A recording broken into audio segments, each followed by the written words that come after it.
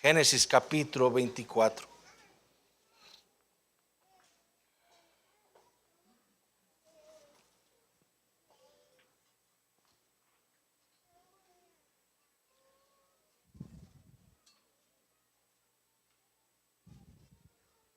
Hoy es un texto muy largo. No vamos a poder verlo todo, o leerlo todo, perdón. Pero pido de su comprensión para la exposición de este pasaje. Génesis capítulo 24, versículo 1. Era Abraham ya viejo y bien avanzado en años, y Jehová había bendecido a Abraham en todo.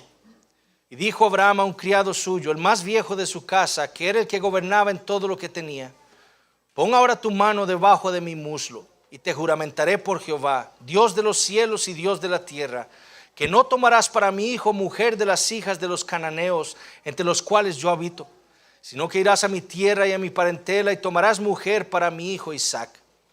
El criado le respondió: quizá la mujer no querrá venir en pos de mí a esta tierra. ¿Volveré pues tu hijo a la tierra de donde saliste? Y Abraham le dijo: guárdate que no vuelvas a mi hijo allá. Jehová, Dios de los cielos, que me tomó de la casa de mi padre y de la tierra de mi parentela, y me habló y me juró diciendo: a tu descendencia de esta tierra él enviará su ángel delante de ti, y tú traerás de allá mujer para mi hijo.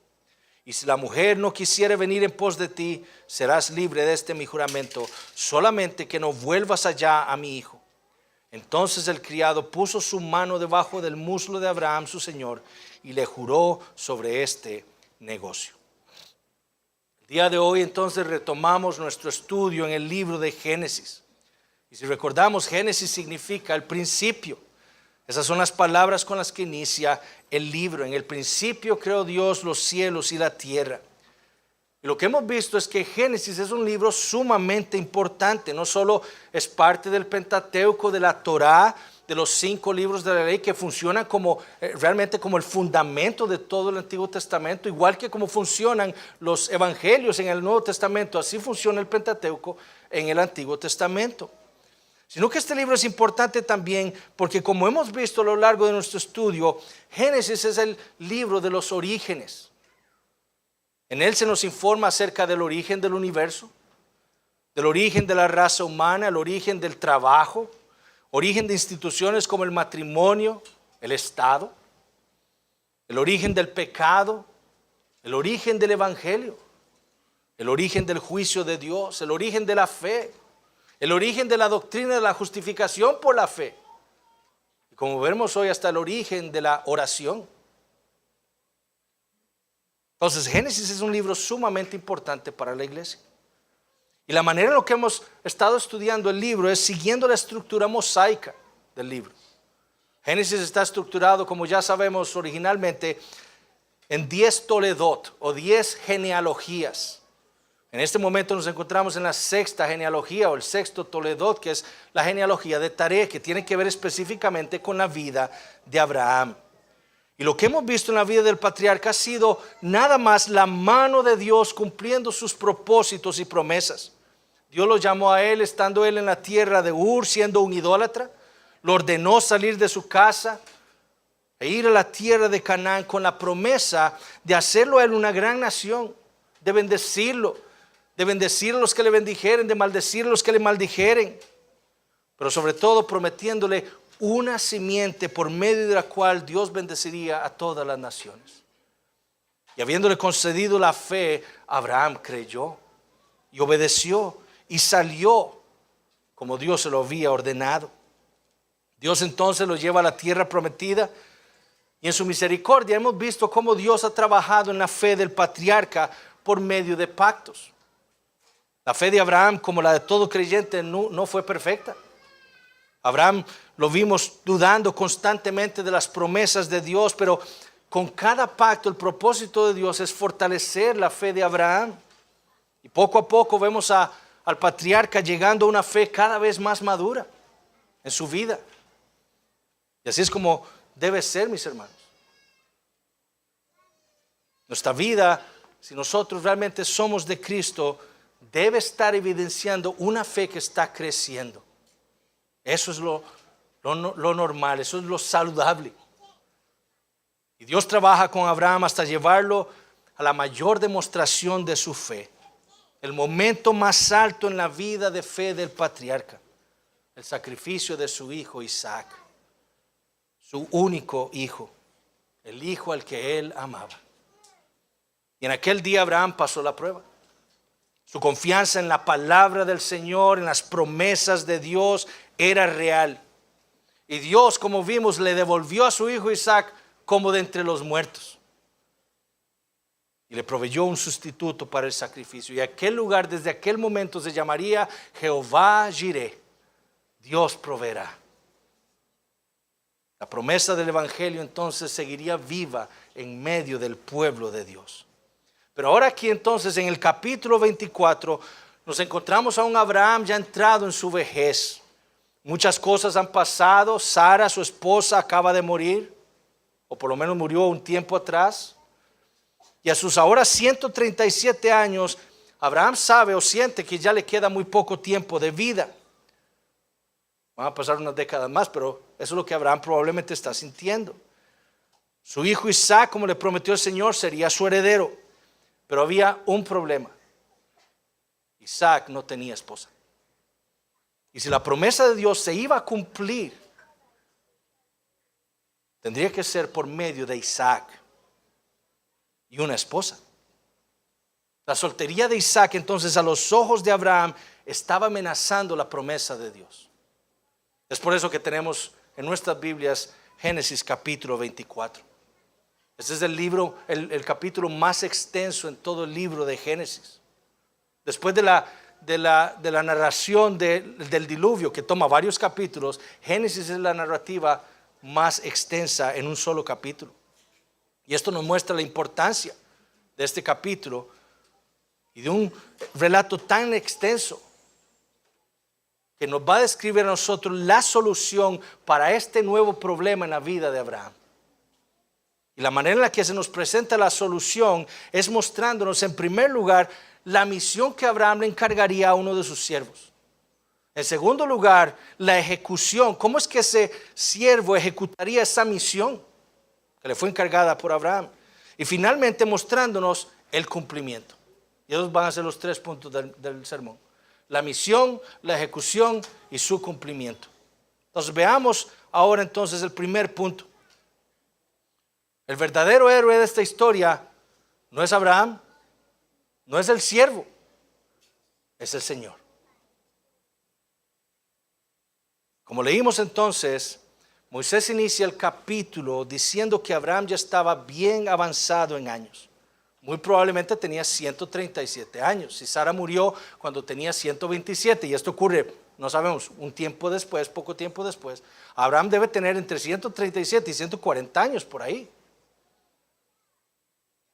Porque Abraham era 10 años mayor que su esposa. Era evidente entonces que Dios había bendecido grandemente al patriarca. No solo lo había bendecido materialmente, como va a decir el siervo más adelante en el capítulo, sino que también lo ha bendecido con muchos años de vida. Y en las Escrituras, una larga vida es evidencia de la bendición del Señor. Pero sabiendo su avanzada edad, viéndose quizás a sí mismo debilitado, entendiendo probablemente que su día para morir se acercaba, y viendo que su hijo Isaac seguía soltero, el hijo de la promesa en quien Dios había prometido seguir cumpliendo sus promesas, Abraham entonces toma al mayordomo de su casa, a su siervo, al mayor, al que estaba encargado de todo, y le da una misión. ¿Podría ser este Eliezer del capítulo 15? Podría ser, no sabemos. Pero este es el siervo que gobernaba en la casa de Abraham. Y Abraham lo llama para darle una misión. Ahora, esta misión era verdaderamente urgente y seria. Abraham no está jugando aquí. Él entiende que hay un peligro, que hay algo que se debe hacer. Él entendía que había un problema real, un obstáculo real para el cumplimiento de las promesas de Dios. Y la urgencia y la seriedad lo vemos en esta misión de Abraham, en cómo inicia el juramento. Un juramento que se hace delante de Dios. El siervo pondría su mano debajo del muslo de Abraham. Y los comentaristas son unánimes que esto no es otra cosa más que un eufemismo. Un eufemismo es una herramienta gramatical para decir algo con otras palabras. Lo que el siervo haría en este juramento sería tomar el lugar donde Abraham fue circuncidado, el lugar que llevaba la señal del pacto, y no voy a decir más de eso, y jurar delante de Jehová. Eso es lo que poner su mano debajo del muslo significaba. Y notemos cómo Abraham describe al Señor delante del cual el siervo iba a hacer este juramento. Él es el Dios de los cielos y Dios de la tierra. Abraham pudo haber dicho el Dios de los cielos y la tierra, no, pero con esa frase, el Dios de los cielos y el Dios de la tierra, Abraham quería forzar en la mente de su siervo la soberanía de Jehová, delante del cual él iba a jurar. Tú vas a jurar delante del Dios de todo el universo. Ahora, ¿cuál era el juramento? ¿Qué era lo que el mayordomo debía hacer? Bueno, versículos 3 y 4.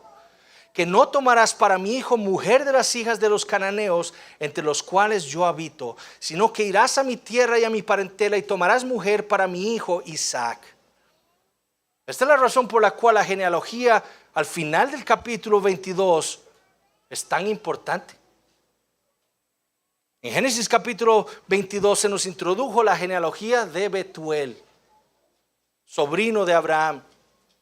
Y en aquel momento, a modo de introducción a la genealogía, dijimos que la importancia de esa genealogía no era Betuel, era Rebeca, su hija, con quien Isaac tendría hijos, descendencia, y las promesas de Dios se seguirían cumpliendo. Pero esa genealogía es aún más importante si la entendemos correctamente.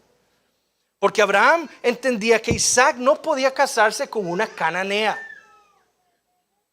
Si su hijo iba a tener una esposa con la cual él iba a tener hijos y por medio de la cual la simiente prometida sería resguardada, su esposa no podía ser descendiente de la línea de Cam y Canaán, la línea maldita por Noé. En Génesis capítulo 9 esto fue lo que Noé dijo de Canaán. Y despertó Noé de su embriaguez y supo lo que le había hecho su hijo más joven y dijo: maldito sea Canaán, siervo de siervos será a sus hermanos. Si Isaac se casaba con una descendiente de Canaán, la promesa de Dios con respecto a la simiente prometida se acabaría. Isaac debía casarse con una mujer de la familia de Abraham, una descendiente no de Canaán, sino de Sem, de quien Noé mismo dijo en Génesis 9: bendito por Jehová mi Dios sea Sem y sea Canaán su siervo. Para que la promesa de la simiente prometida se cumpliera y fuera protegida, Abraham tenía claro que su hijo no podía casarse con una mujer del linaje maldito de Canaán, sino con una mujer de su propio linaje, del linaje de Sem. Esta es la fe de Abraham en acción, mis hermanos.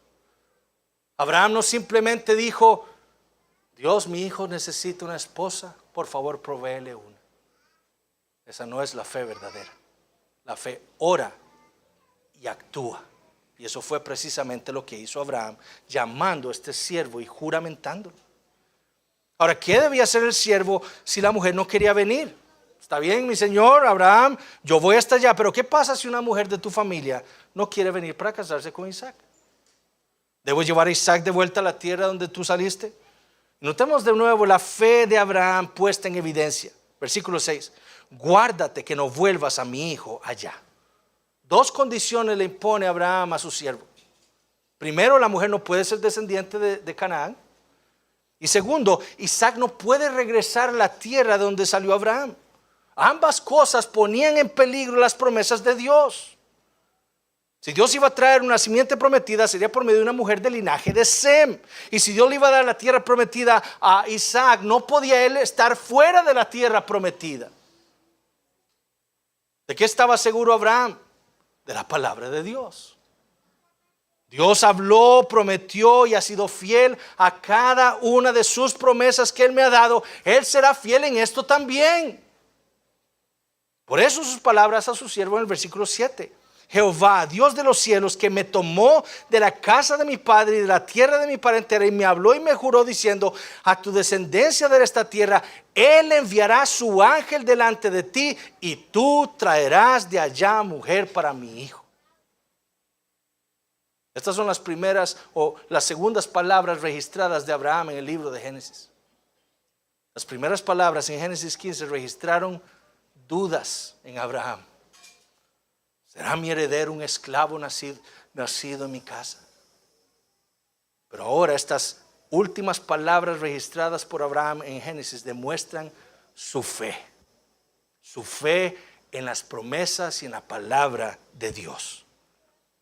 El ángel de Jehová, aquel que se le había aparecido a Agar en el desierto y que Abraham escuchó, que le puso el nombre Ismael, con quien habló Abraham también en el monte de Moria muchos años después, en Génesis 23, él iría delante de su siervo para darle éxito en su misión.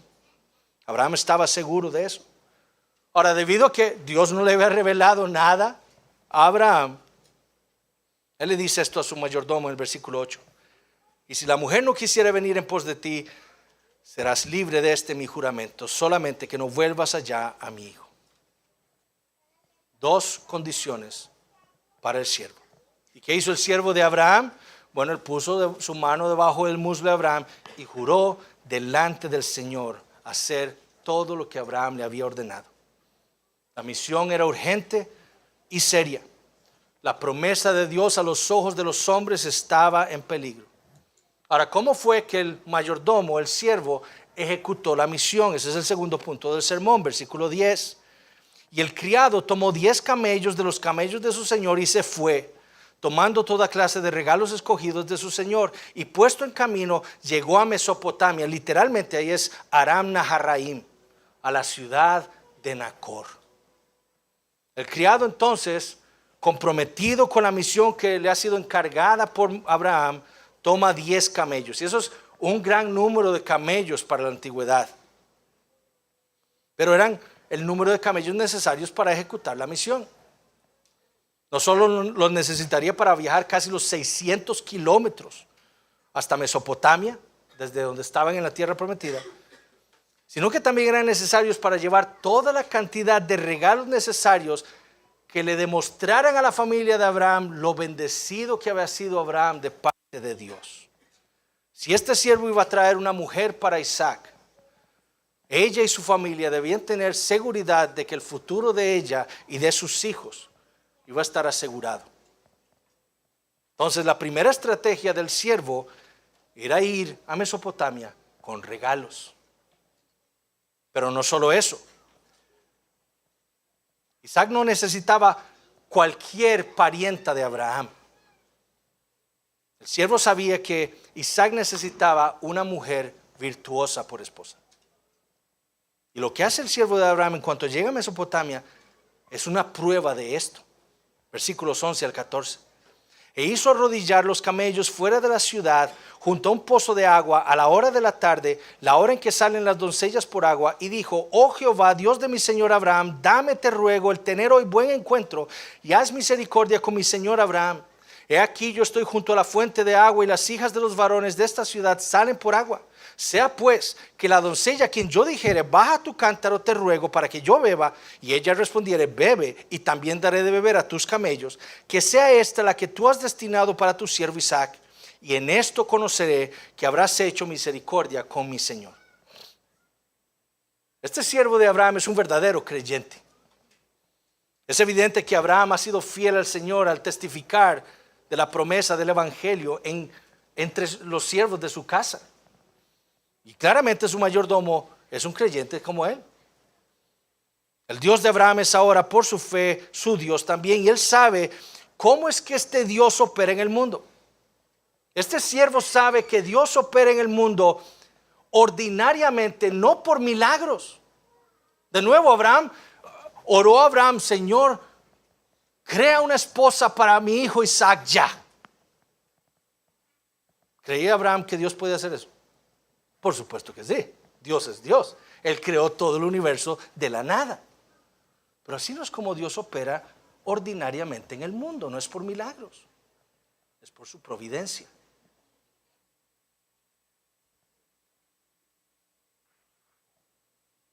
Pero el siervo sabía entonces por la fe que ordinariamente Dios opera en el mundo por medio de su providencia. Es decir, Dios opera ordinariamente en el mundo sosteniéndolo, dirigiéndolo, disponiendo y gobernando todas las cosas para que se cumpla su voluntad. Esa es la mano invisible de Dios trabajando en el mundo. Entendiendo esto, entonces el siervo se coloca de tal manera que él pueda discernir cuál es la providencia de Dios. Y noten lo que hace. En cuanto llega a Mesopotamia, busca ¿qué? Un pozo de agua a la hora de la tarde. ¿Por qué razón? Moisés nos dice. Porque él sabía que a esa hora salían las doncellas a tomar agua. Entonces, anda en busca de una mujer. ¿A dónde va a ir? A donde van todas las mujeres, las doncellas a reunirse. Va a un pozo de agua. De haber ido al pozo en la noche, lo que hubiera encontrado son rameras. Él va a la hora de la tarde, cuando las doncellas, las mujeres respetables y trabajadoras, salían a tomar agua. El siervo entonces lo que está haciendo es ponerse de tal manera que él pueda discernir la providencia de Dios. Va al lugar adecuado, a la hora adecuada para cumplir su misión. Y lo mismo ustedes, hermanos solteros. ¿Quieren una esposa? Bueno, no se trata solo de orar. Orar es muy importante, como vamos a ver en unos momentos. Y toda búsqueda de una esposa debe estar bañada en oración.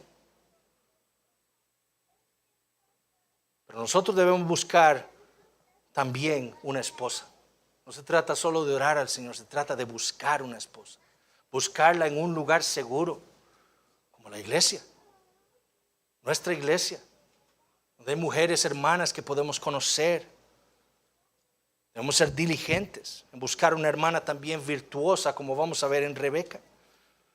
No se trata de que sea simplemente una creyente, se trata de que sea una mujer madura en la fe. Esa es la mujer que debemos buscar. Igual ustedes, hermanas. Ustedes quieren casarse. Bueno, ustedes no van a salir a buscar un esposo, porque eso no es lo que la Biblia las llama a ustedes. Pero pueden prepararse. Orar en oración, preparándose, siendo diligentes en aprender de otras hermanas, a ser una mujer madura cada vez, para ser una buena esposa para el esposo que Dios tiene para ustedes. Pero entonces el siervo de Abraham no solo buscó en un lugar apropiado para discernir la providencia de Dios, sino que también oró. ¿Y qué oración hizo este siervo al Señor? De hecho, esta es la primera oración registrada en todas las escrituras del siervo de Abraham.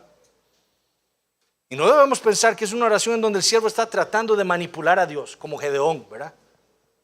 No, esto no es lo que el siervo está haciendo. Él quiere saber, él se reconoce a sí mismo torpe, débil, necesitado de la sabiduría de Dios. Él dice, Señor, por favor, si esto es lo que pasa, que esta sea entonces, que esta fuera ser la manera en la que yo sé que esta es la esposa que tú tienes para Isaac, que yo pueda conocer tu voluntad así.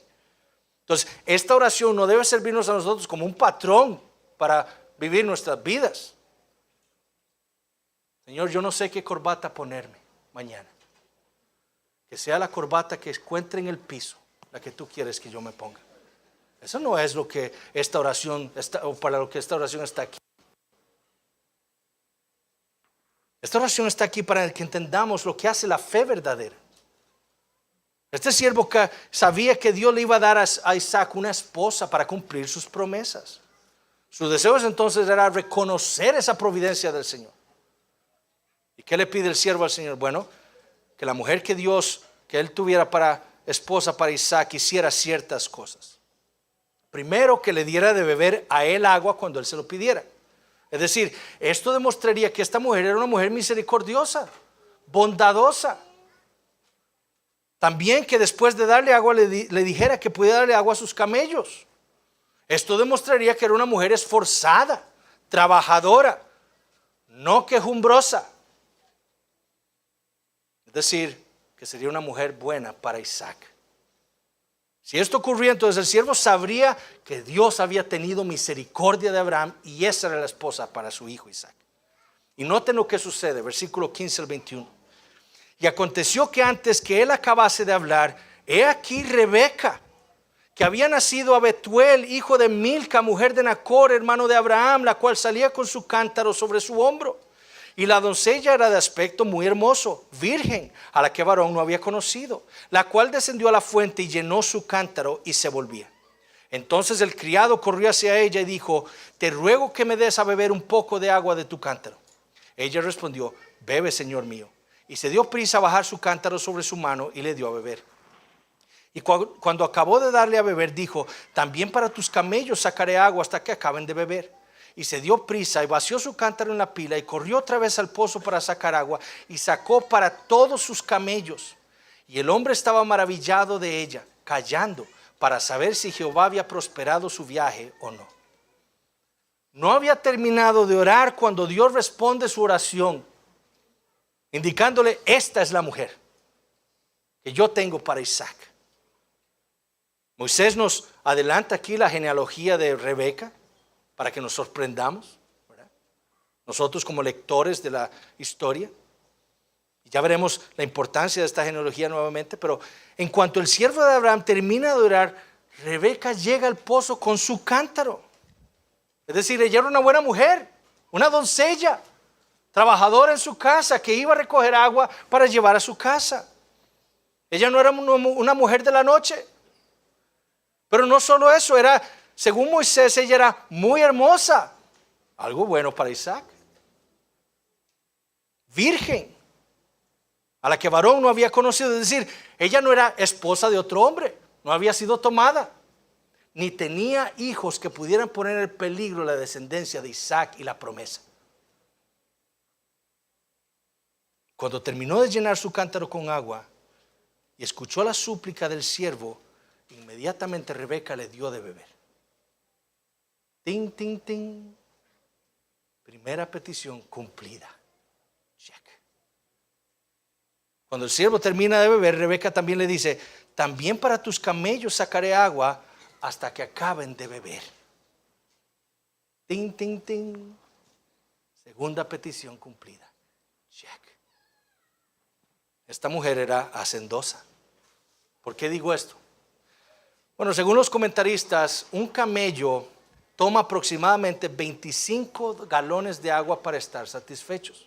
Y Rebeca dijo: les voy a dar de beber hasta que ellos dejen de tomar.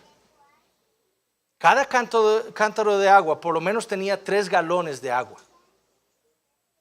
Más o menos un peso de 25 libras. Eso es lo que Rebeca llevaba en su hombro, 25 libras. Esto implicaría que para poder darle de beber a 10 camellos, Rebeca tendría que bajar al pozo y subir 83.3 veces, cargando 25 libras en su hombro. Y noten lo que dice Moisés en el versículo 20. Y se dio prisa y vació su cántaro en la pila y corrió otra vez al pozo para sacar agua y sacó para todos sus camellos. Rebeca no era una mujer normal. Ella era realmente una mujer llena de virtud, sin quejas. Sube y baja, 25 libras en cada viaje, 83 veces, sin quejas. Versículo 21, y el hombre estaba maravillado de ella, obviamente, callando para saber si Jehová había prosperado su viaje o no. ¿Por qué aún no estaba seguro el siervo? Porque aún faltaba algo, que fuera una parienta de Abraham. El siervo aún no lo sabe. Moisés nos cuenta su genealogía, pero el siervo aún no lo sabe. Aún faltaba algo más. Versículos 22 al 25. Y cuando los camellos acabaron de beber, le dio el hombre un pendiente de oro que pesaba medio siclo y 2 brazaletes que pesaban 10. Y dijo: ¿de quién eres hija? Te ruego que me digas. ¿hay en casa de tu padre el lugar donde posemos? Y ella respondió, soy hija de Betuel, hijo de Milca, el cual ella dio a luz a Nacor. Y añadió, también hay en nuestra casa paja y mucho forraje y lugar para posar. Lo único que le faltaba al siervo por confirmar era la genealogía de Rebeca. Y es lo que le pregunta inmediatamente después de que ella termine ese arduo trabajo. ¿Y qué le dijo? Yo soy hija de Betuel, hijo de Milca, el cual ella dio luz a Nacor. Es decir, ella es hija de Betuel, que es hijo de Nacor, hermano de Abraham y de su esposa Milca. Porque en la genealogía de Génesis 22 sabemos que Nacor tuvo otras concubinas. Pero Betuel no es hijo de las concubinas, él es hijo legal de Nacor, de Milca su esposa. Y Rebeca era su hija. Ting, ting, ting. Check. Esta es verdaderamente la esposa que Dios tenía para Isaac, el hijo de Abraham. Una mujer misericordiosa, bondadosa, trabajadora, no quejumbrosa y amante de los extraños. Ven, tenemos forraje y paja. Y descendiente de Sem. Una vez más Dios le ha mostrado su misericordia a Abraham. Una vez más Dios ha dirigido todas las cosas para cumplir su voluntad. ¿Qué otra cosa podía hacer el siervo de Abraham sino adorar? Versículos 26 y 27. El hombre entonces se inclinó y adoró a Jehová y dijo, bendito sea Jehová, Dios de mi amo Abraham, que no apartó de mi amo su misericordia y su verdad, guiándome Jehová en el camino a casa de los hermanos de mi amo. Gloriosa providencia la de nuestro Dios, mis hermanos. Dios guiando todas las cosas, usando a este siervo de Abraham, usando su ingenio, sus oraciones para darle a Isaac la esposa que él había escogido para él en la eternidad para cumplir su voluntad. Era traer al Mesías.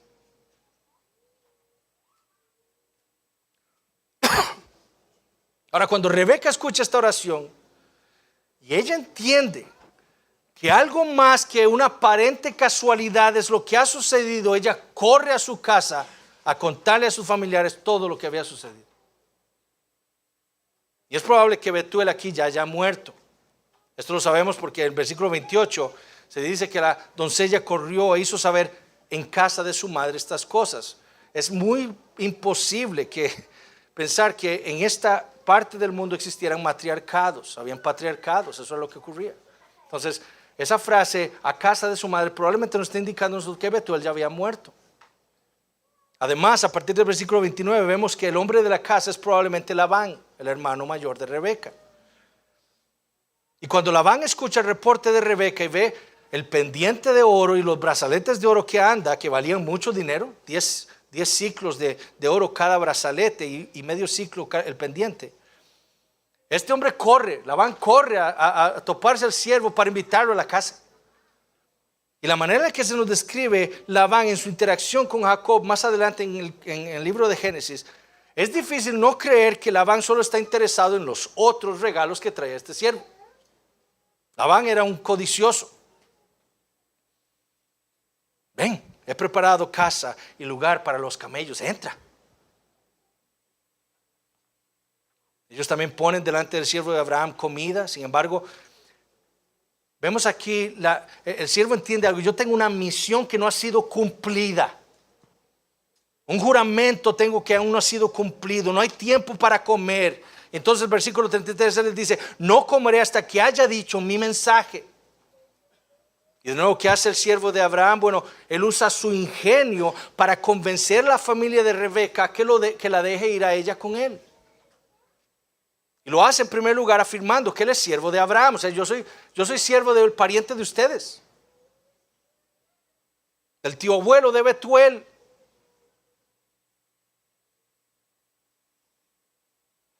Segundo, él indica que Abraham es un hombre muy rico. Versículo 35, y Jehová ha bendecido mucho a mi amo. De nuevo, esto era importante para una familia que iba a dar en matrimonio a una de sus hijas. Ellos tenían que estar seguros que esta hija iba a ser bien cuidada. Y saber que Abraham era rico, pues obviamente eso le daba estabilidad a ella. Tercero, el prospecto de marido no era un viejito como Betuel, porque Betuel e Isaac eran primos. Pero Betuel era un viejito. Y lo que el siervo le dice a la familia es que Isaac no es un viejito como Betuel. Él es joven, porque le fue nacido a Abraham en su vejez. Es decir, era un marido adecuado para Rebeca. Y en cuarto lugar, esta misión no era algo trivial. No era una casualidad. El siervo procede entonces a contarle toda la historia de cómo sucedieron las cosas, y si la leemos con muy pocos cambios con respecto al relato previo, que no vamos a poder leer por cuestión de tiempo, para dejarle claro a Labán y a su familia que había sido Dios quien lo había hecho todo, para indicarle a él la esposa que él tenía para para el hijo de Abraham, Isaac. Y después de contarles todo lo sucedido, les hace esta pregunta: ahora pues, si vosotros hacéis misericordia y verdad, versículo 49, con mi Señor, declarádmelo, y me iré a la diestra o a la siniestra. ¿Qué le dijo Labán? De Jehová ha salido esto. No podemos hablarte malo ni bueno. He aquí, Rebeca, delante de ti, tómala y vete, y sea mujer del hijo de tu Señor, como lo ha dicho Jehová. Esto no es una casualidad. Dios ha hecho esto. ¿Qué van a hacer ustedes? ¿Me van a dar a Rebeca o no? Tómala, como Jehová lo ha dicho. Así fue el resumen que les hizo el siervo a Labán y a su familia. Y ellos entendieron lo que les quiso decir. Si ustedes no me dan a Rebeca, se están oponiendo a Jehová. Eso significaría ir en contra de Dios. El siervo entonces escucha las palabras de Labán y nuevamente no puede hacer otra cosa más que adorar al Señor. Y notemos que el siervo no le da gracias a Labán. Gracias, Labán, por darme a Rebeca. No, esto no viene de ti. Esto no es una obra de tu misericordia. No, esto viene de parte de Dios. Es a Él a quien yo debo adorar. Y vemos el siervo como en el capítulo 24 va, dice, adora a Dios, se inclina, y ahora dice, se inclina a tierra. Cada vez más, cuando él va entendiendo la providencia y la bondad de Dios para con Abraham, su siervo, él entiende y se postra cada vez más delante de su Dios. Y así entonces el siervo saca todos los regalos, partes son pagos nupciales para la familia, se los da a Rebeca, a su familia, y ahora sí puede comer y descansar. Sin embargo, la mañana siguiente aparece un problema. Labán lo ha pensado mejor y ha ideado retener al siervo de Abraham por un tiempo más. De hecho, él quiere que se quede 10 días más. En parte esto era una costumbre de la antigüedad, que la novia hiciera luto antes de casarse, irse de su casa. Pero conociendo a Labán, esto era parte de su plan para aprovecharse del siervo de Jehová. Sin embargo, a diferencia de como lo hizo Jacob años después, que sí se quedó, ¿verdad? Cayó en la trampa. Este siervo tiene un celo ardiente por el Señor y nada va a hacer que su misión se vea afectada.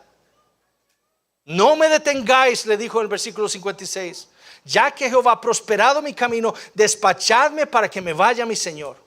Si se oponen a mi misión, se están oponiendo a Jehová. Tengan cuidado.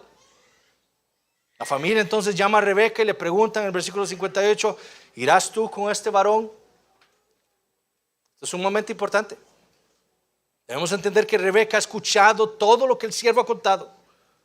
Ella ha escuchado que Dios ha enviado por ella para casarla con Isaac. Eso es lo que ella ha escuchado. Jehová ha enviado a este siervo para llamarme a mí fuera de la casa de mi padre, para ir a la tierra prometida, para casarme con Isaac. Es lo que ella ha escuchado. ¿Qué iba a hacer Rebeca? ¿Se iba a oponer a Dios? ¿Iba a desobedecer el llamado claro y evidente de Jehová? No. La misma determinación de Abraham cuando escuchó la voz de Dios la tenía ahora Rebeca. La misma reacción que tuvo Abraham cuando escuchó a Dios decirle: sal de tu tierra, de tu parentela, y obedeció. Es la misma obediencia que vemos aquí en Rebeca. Sí, iré. Rebeca ha dejado su paganismo y se ha convertido al Señor. Su evidencia está en la obediencia al llamado indirecto de Jehová por parte de su siervo. La familia entonces deja ir a Rebeca con su nodriza, dándole una bendición también que serviría en las manos del Señor para su bendición. Versículo 60. Hermana nuestra, sé madre de millares y posean tus descendientes la puerta de tus enemigos. Esta es la misma bendición que Dios le dio a Abraham en Génesis capítulo 22, versículo 17. Moisés nos está poniendo aquí a Rebeca como un segundo Abraham. Dios la llamó para salir de la casa de su padre, de la tierra de Ur, para ir a la tierra prometida. Y la ha bendecido con la misma bendición que le dio a Abraham. Y Rebeca obedeció. Pero la misión aún no estaba completa. El juramento no ha sido cumplido. Y veamos entonces cómo se cumple la providencia de Dios en la boda de Isaac y Rebeca. Versículos 61 al 67. Entonces se levantó Rebeca y sus doncellas y montaron en los camellos y siguieron al hombre, y el criado tomó a Rebeca y se fue. Y venía Isaac del pozo del viviente que me ve, porque él habitaba en el Negev. Y había salido Isaac a meditar al campo a la hora de la tarde, y alzando sus ojos miró, y he aquí los camellos que venían. Rebeca también alzó sus ojos y vio a Isaac y descendió del camello, porque había preguntado al criado: ¿quién es este varón que viene por el campo hacia nosotros? Y el criado había respondido: este es mi señor. Ella entonces tomó el velo y se cubrió. Entonces el criado contó a Isaac todo lo que había hecho, y la trajo Isaac a la tienda de su madre Sara, y tomó a Rebeca por mujer y la amó. Y se consoló Isaac después de la muerte de su madre. El siervo entonces toma a Rebeca, a su nodriza, a sus doncellas, y regresa camino a la tierra prometida. Más o menos tardarían un mes para llegar a donde estaba Isaac. Se nos dice que en ese momento Isaac estaba viviendo al sur de la tierra prometida, en el Negev, y estaba, cuando llegó la caravana, estaba él en el pozo del viviente que me ve. ¿Se acuerdan cuál era ese pozo? Así le puso Agar cuando el ángel de Jehová se le apareció, cuando ellos estaban a punto de morir por falta de agua. Y Isaac está ahí. Estaba, dice, meditando. Pero de nuevo, lo que no podemos perder de vista es la mano del Señor presente aún ahí, guiando todas las cosas. ¿Dónde está Isaac cuando Rebeca llega? En un pozo.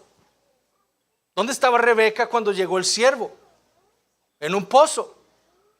¿A qué hora estaba Rebeca llegando al pozo para sacar agua? A la hora de la tarde. ¿A qué hora está Isaac en el pozo cuando llega Rebeca? A la hora de la tarde. La mano providencial del Señor en esta situación y en la precisión del momento, escribió Watke, es innegable. Dios lo ha estado controlando todo. Nada, mis hermanos, ha escapado de su sabia providencia. Nada. Cuando Rebeca ve a Isaac, el siervo le informa a ella que él es el patriarca ahora de la casa, él es el Señor, que es Isaac el que viene hacia ellos. Ella se cubre con el velo como era costumbre en la antigüedad. El siervo entonces procede a contarle a Isaac todo lo que Dios ha hecho. Isaac entiende entonces que esta es la mujer que Dios le ha dado. Y entonces por fe toma a Rebeca. Ven que Isaac está entendiendo, Dios ha hecho esto también. Y por la fe la toma. Fíjense que hubiera dicho: no, yo no quiero a esta mujer. Estaría yendo en contra de Dios. Pero él, en lo que el relato del siervo de la providencia de Dios le indica es: esta es la mujer que Dios me ha dado por esposa. Y por la fe la toma y se casa con ella y la ama. Y el amor de Rebeca le sirve a él para consolarse de la muerte de su madre. Ahora, hay muchas cosas que podemos aprender de un pasaje como este. Muchos lo ven como principios para buscar una esposa. Sin embargo, Génesis capítulo 24 está en nuestras Biblias para enseñarnos algo mucho más importante que cómo buscar una esposa. Este capítulo nos enseña principalmente acerca de la maravillosa providencia de Dios. Y en primer lugar nos enseña acerca de la manera en la que la providencia de Dios funciona en relación con el Evangelio. Porque todo este relato de un padre enviando a un siervo a otra tierra para llamar a una esposa para su hijo nos apunta al Evangelio. Isaac, como vimos en el capítulo 22, es un tipo de Cristo. Y aquí en el capítulo 24, Rebeca funciona tipológicamente para apuntarnos a nosotros, a la iglesia. Porque así como Rebeca había sido pensada y escogida antes de que ella supiera la existencia de su esposo, así mismo ocurrió con nosotros, la iglesia. Cada uno de nosotros, mis hermanos, fue escogido, como le dijo Pablo a los Efesios, antes de la fundación del mundo. Y ninguno de nosotros sabíamos que teníamos un esposo. Fue el Espíritu Santo que llegó a nuestras vidas, nos llamó por la fe y nos trajo a Cristo el esposo. No por algo en nosotros, no por algo que hubiéramos hecho, por pura gracia. Y nos santifica y nos prepara para aquel día de las bodas del Cordero, cuando estaremos con nuestro Salvador por la eternidad. En su providencia, mis hermanos, Dios ha dirigido todo en nuestras vidas para hacer de la iglesia esa esposa gloriosa de Cristo. En su providencia, Dios nos ha estado limpiando de nuestros pecados, santificando, ayudándonos, guiándonos, madurándonos para hacernos la esposa gloriosa de Cristo. Entonces, la providencia está íntimamente ligada con el Evangelio. Pero en segundo lugar, este pasaje nos enseña a entender correctamente la manera en la que Dios opera en el mundo y en nuestras vidas. Aún así, dice nuestra confesión de fe en el capítulo 5, mediante la misma providencia, Él todas las cosas las ordena para que ocurran conforme a la naturaleza de las causas secundarias. Y este es el problema de muchos de nosotros. Entendemos muy bien la soberanía de Dios. Entendemos que Dios gobierna todas las cosas y que todas las cosas han sido decretadas por Él desde la eternidad. Pero no comprendemos que lo que Él ha decretado hacer en el mundo y en nuestras vidas lo hace por medio de su providencia, usando causas secundarias. Entonces, por ejemplo, vivimos día a día sin oración. Nos despertamos y no oramos, comemos y no oramos, salimos de nuestro hogar y no oramos, llegamos a la casa y no oramos. No entendiendo que el Dios soberano ha decretado que la oración sea un instrumento para que su pueblo pueda acceder a su gracia. Entendemos que necesitamos más de la gracia de Dios en nuestras vidas, pero no oramos. ¿Por qué? Porque no entendemos la providencia de Dios. No entendemos la manera en la que Dios ha ordenado la oración en nuestras vidas. Entonces necesitamos entender correctamente la doctrina de la providencia. Entendemos que como iglesia local nosotros debemos estimularnos al amor y a las buenas obras los unos a los otros. Pero no entendemos que el Dios soberano produce esto en la iglesia cuando sus miembros se sirven unos a otros. Cuando se conocen cada vez mejor. Cuando aprenden acerca de las cargas y las dificultades que sus hermanos están enfrentando en sus vidas. Cuando se exhortan mutuamente. Cuando están pendientes de la vida espiritual que llevan sus hermanos.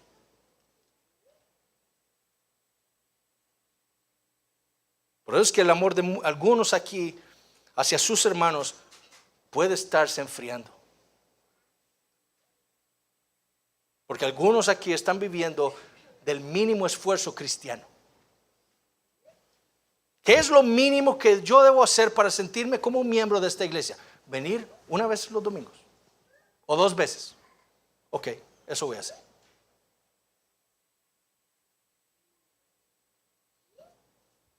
Y llegan tarde, no tienen tiempo de saludar a nadie, no tienen tiempo de hablar con los hermanos, no tienen tiempo de orar con alguien, y se van apenas termina el culto. No hospedan a nadie, no tienen comunicación con los hermanos durante la semana, no responden mensajes pastorales.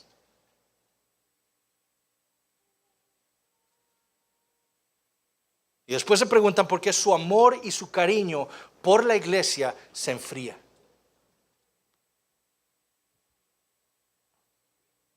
Los sábados que se reúnen las hermanas a orar no vienen, aunque sea una vez al mes. Los viernes que nos reunimos los varones a orar y a aprender de la palabra de Dios no vienen, aunque sea una vez al mes. Esta iglesia tiene 63 miembros varones. 20 vinieron el viernes. ¿Será que 43 tuvieron que trabajar a las 7:30 de la noche?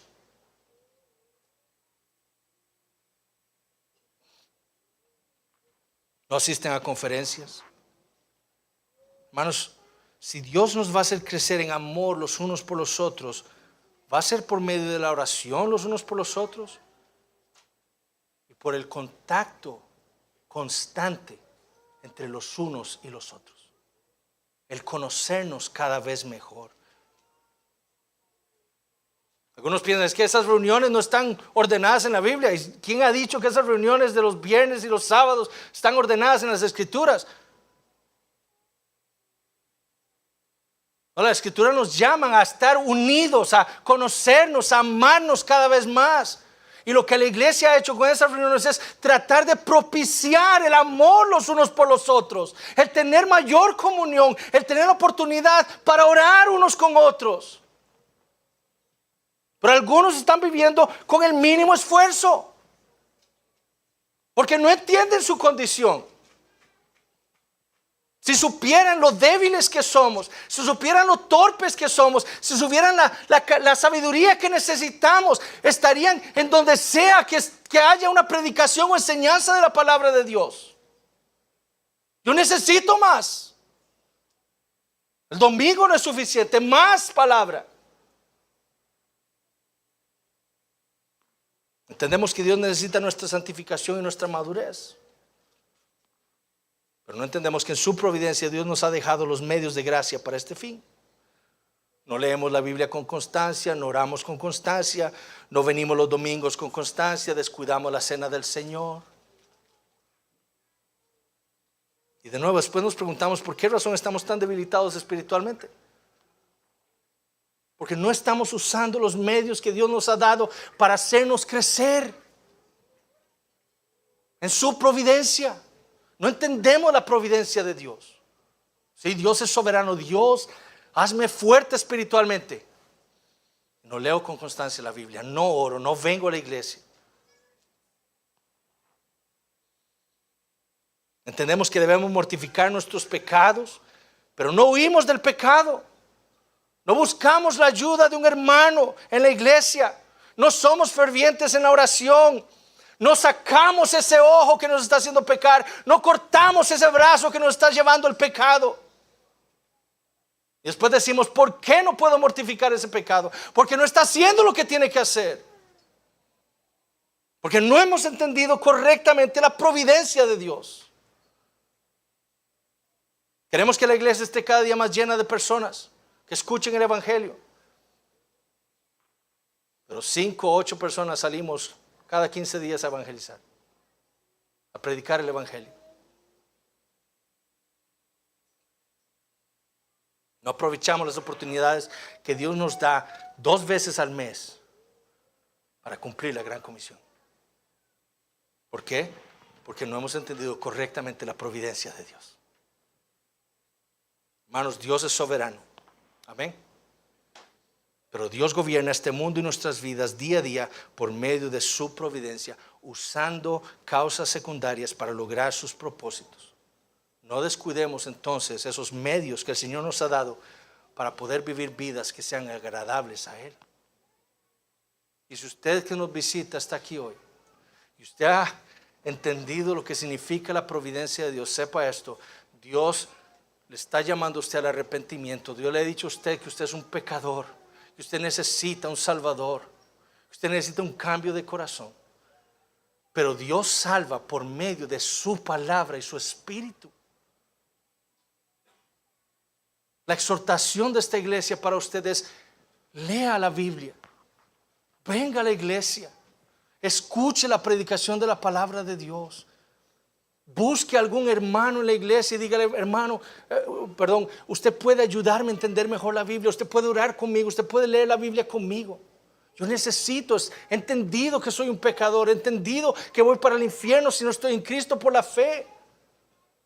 Pero hay medios que Dios ha dado para salvar, y es su palabra. La fe viene por el oír y el oír por la palabra de Dios. Si usted no usted no entiende correctamente la providencia de Dios, no va a usar los medios que Dios ha dado para su salvación.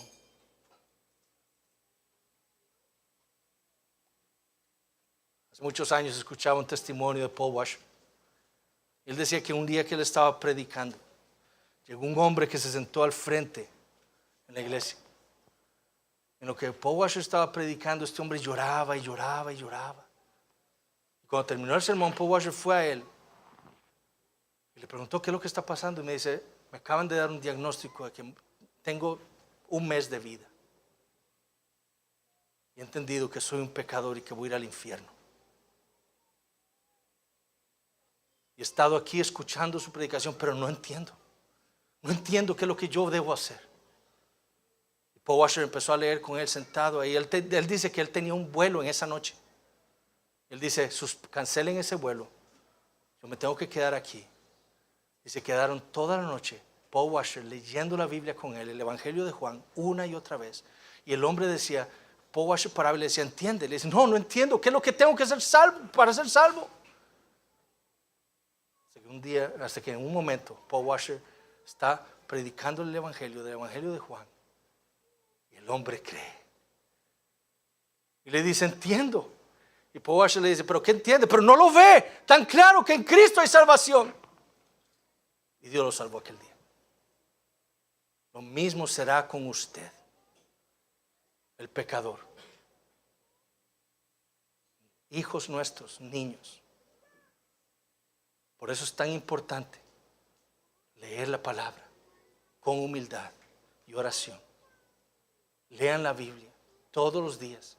Ahí, eso es el instrumento que Dios va a usar para traer salvación a sus vidas. Léanla. Vamos a orar. Padre Celestial, te damos gracias, Señor, por el tiempo que nos has permitido en esta mañana para meditar en tu palabra. Señor, te queremos pedir primero perdón por nuestra negligencia espiritual, por no entender correctamente la manera en la que tú operas en el mundo y en nuestras vidas. Oh Señor, haznos mejorar en el conocimiento de tu providencia, y que podamos nosotros, Señor, entonces avanzar en la fe y seguir creciendo como iglesia local. Que esta iglesia se note el amor que tú has derramado en nuestros corazones los unos por los otros. Que crezcamos, Señor, en el temor tuyo. Oh Señor, bendice a nuestros hijos, sálvales, y bendice a aquellos que tú has traído en esta mañana que no conocen al Salvador. Que hoy, Padre, sea el día de su salvación. Te damos gracias y en el nombre de Jesús oramos. Amén.